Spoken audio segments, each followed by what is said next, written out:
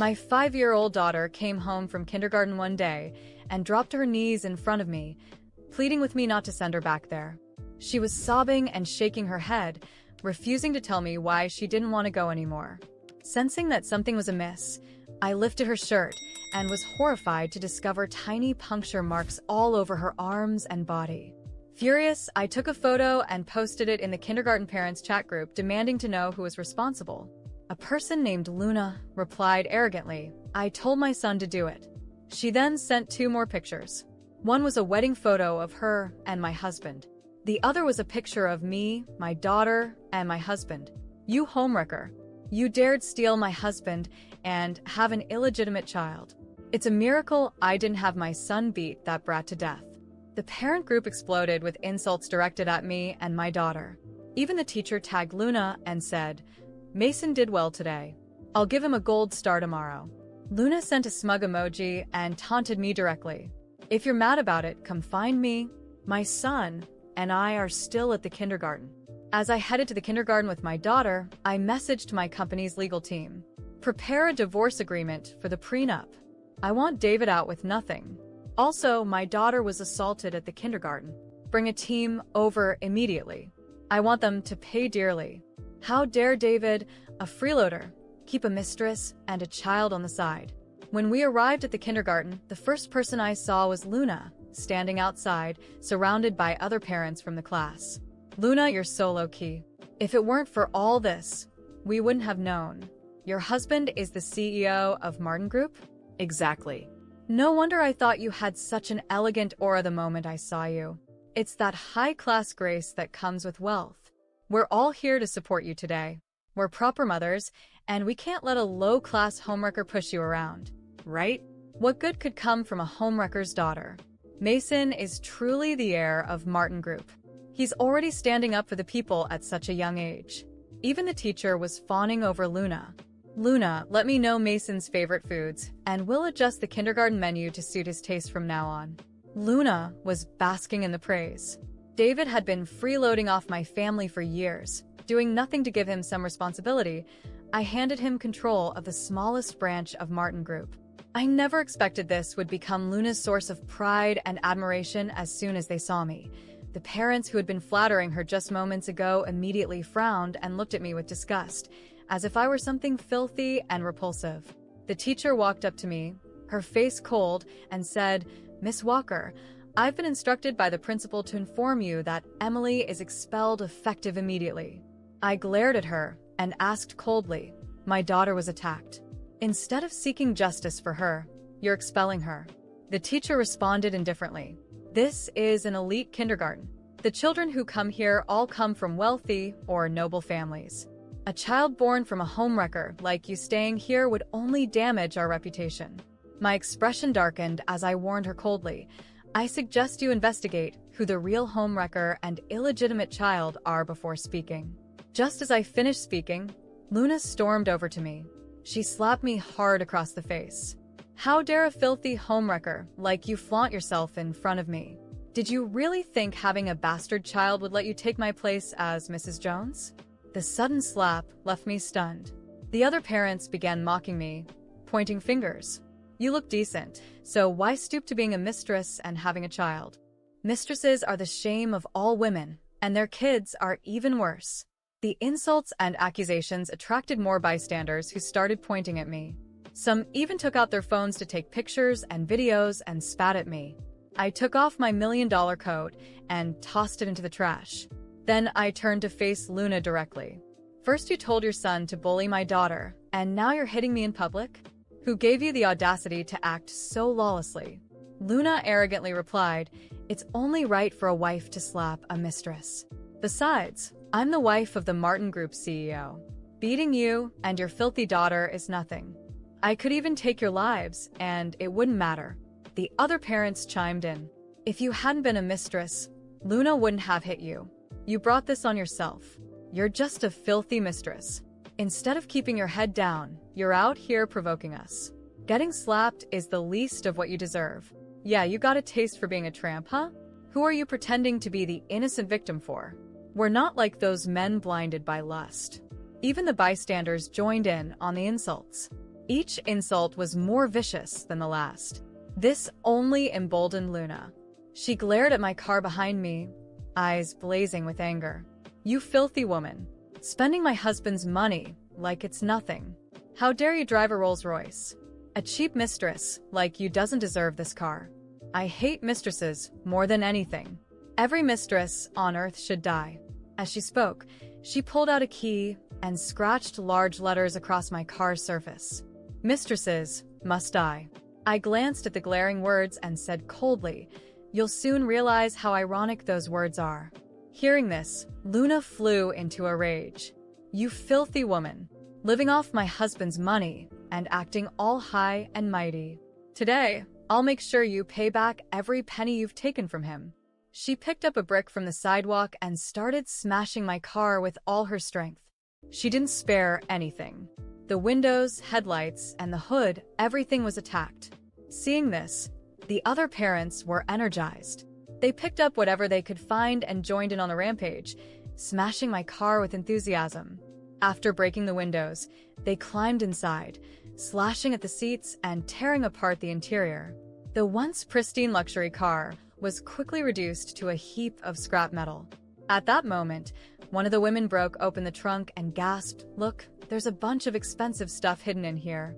Luna approached casually, pulling out a painting, sneering. "A woman who makes her living selling herself is collecting art, trying to act all cultured. It's an insult for trash like you to own something like this. Someone like you only deserves trash." As I watched Luna and the other parents reduce my car to rubble, I felt a mix of rage and determination rising within me. But instead of yelling, arguing, or crying, I simply remained silent, my face expressionless. My cold eyes fixed on Luna and the group around her. They didn't know it yet, but their arrogance and aggression had just awakened something they could never control. Once Luna finished scratching the car and everyone was laughing and boasting about what they'd done, I noticed one of my company lawyers arriving at the scene. He gave me a concerned look, but I merely nodded slightly. The lawyer approached me, discreetly handing me a stack of documents. Luna, noticing the movement, walked over with a smug smile. "Already got your lawyer here?" she mocked, with the other parents chuckling. "Thought you could sue me and come out on top?" I didn't respond. I simply took the documents and walked up to Luna, holding the papers out to her. Her eyes narrowed, confused, as she took the papers from my hand. "These are divorce papers," I said coldly. "David is out of my life, without a cent of my money. I also instructed my team to head to the branch he was managing. By now, his belongings should be packed, and he's officially out of the Martin Group." Luna's smile disappeared, replaced by an expression of shock and growing fury. "That's a lie. You can't do this. David is the CEO. He has rights." David was never the CEO.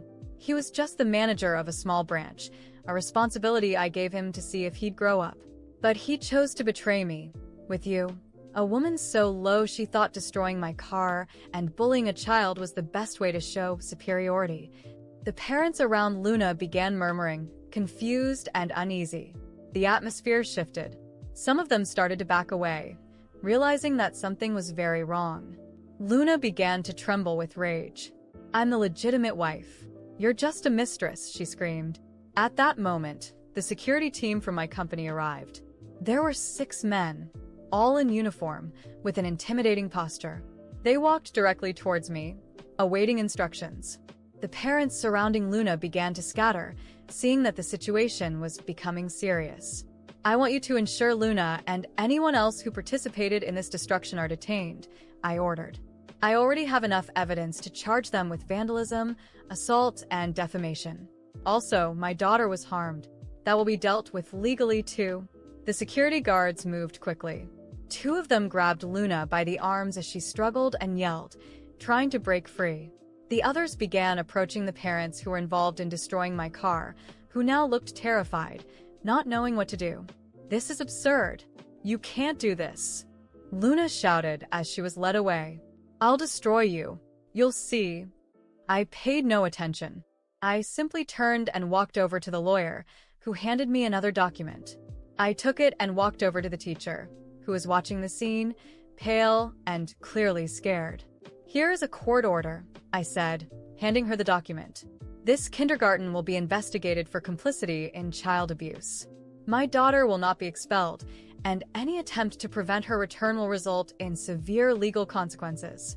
I have also alerted the media about what happened here today. I will hold a press conference to make sure everyone knows exactly what occurred, with names and evidence." The teacher took the paper, her hands trembling, unable to respond. Her arrogance had completely dissipated, replaced by evident fear.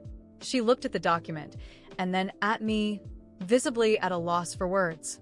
Luna was taken to the police car that had been called by my team. She was still shouting, trying to justify her actions, saying I was a homewrecker. But now, no one seemed to be listening to her. The other parents were also taken away, one by one, all clearly regretting what they had done. I saw some of them crying, begging to be released. But it was too late. They chose to follow Luna, and now they would face the consequences. At the end of it all, I looked at my daughter, who had been watching the scene in silence. I knelt down to her, hugging her tenderly. "No one will ever hurt you again, sweetheart. I promise," I whispered. She nodded, her eyes still teary, but there was a glimmer of hope in them. I took her hand and led her away from the scene. As we left, the onlookers' gazes were no longer of disdain but of astonishment and even fear. They saw what happens when you mess with someone you shouldn't. I wasn't just any woman. I was the head of the Martin Group, and no one, absolutely no one, got away with challenging me or hurting my daughter. This was the beginning of a new chapter, one in which I would do everything to protect those I loved and, at the same time, ensure that anyone who tried to destroy me faced justice, without mercy. As soon as I resolved the situation at the kindergarten and ensured that everyone involved was taken away by the police, I knew that legal justice alone would not be enough. People needed to know what those individuals were capable of, especially the institution that had the obligation to protect and educate children. I took out my phone and made a detailed post on all my social media platforms. In the post, I described every moment of my daughter's suffering, from the bullying to the injuries I found on her body.